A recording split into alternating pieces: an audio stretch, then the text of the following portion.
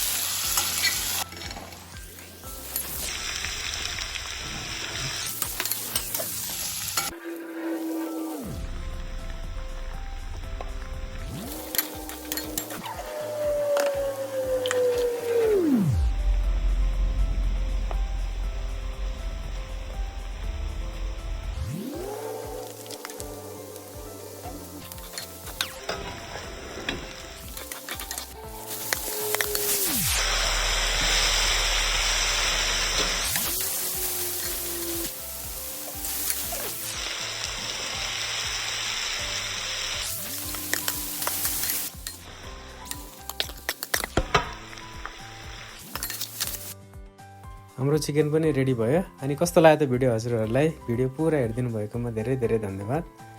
यस्तै मिठो खाना बनाउनको लागि हामीलाई लाइक, कमेन्ट, शेयर अनि सब्स्क्राइब गर्नुहोला। Thank you for watching.